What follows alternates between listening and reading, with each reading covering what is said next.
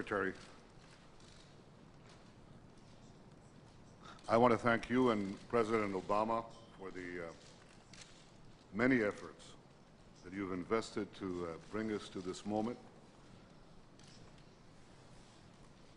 My friend Senator Mitchell, thank you for your consistent effort, for you and your staff's efforts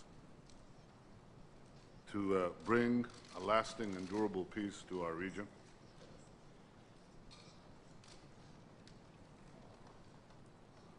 President Abbas, as I said yesterday in our meeting at the White House with the President of the United States, the President of Egypt, and the King of Jordan, I see in you a partner for peace. Together we can lead our people to a historic future that can put an end to claims and to conflict. Now, this will not be easy. A true peace, a lasting peace, would be achieved only with mutual and painful concessions from both sides. From the Israeli side, from the Palestinian side, from my side, and from your side. But the people of Israel, and I as their Prime Minister, are prepared to walk this road and to go a long way in a short time, to achieve a genuine peace that will bring our people security, prosperity, and good neighbors. Good neighbors. To shape a different reality between us. That's going to involve serious negotiations because there are many issues in contention. The core issues that you outlined, Madam Secretary, are things that we have disagreements on, but we have to get from disagreement to agreement. A big task. Now, 2 years ago, or rather a year ago, in a speech I gave in Bar Ilan University in Israel, I tried to outline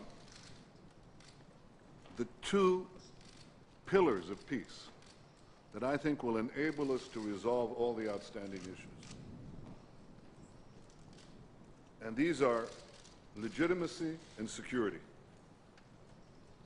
Just as you expect us to be ready to recognize a Palestinian state as the nation state of the Palestinian people, we expect you to be prepared to recognize Israel as the nation state of the Jewish people. There are more than 1 million non-Jews living in Israel, the nation state of the Jewish people, who have full civil rights. There is no contradiction between a nation state that guarantees the national rights of the majority and guaranteeing the civil rights, the full civil equality of the minority. I think this mutual recognition between us is indispensable to clarifying to our two peoples, that the conflict between us is over. I said too yesterday that a real peace must take into account the genuine security needs of Israel that have changed. They've changed since I was last year. You spoke about the veterans who are gathered here around this table. We've been here before. We fashioned the Hebron Agreement and the Y Agreement. This was 12 years ago.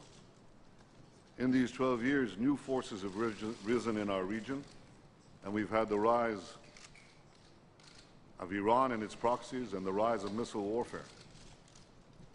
And so a peace agreement must take into account security arrangement against these real threats that have been directed against my country,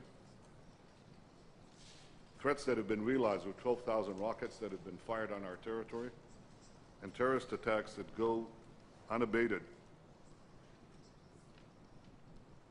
President Abbas, I'm fully aware and I respect your people's desire for sovereignty.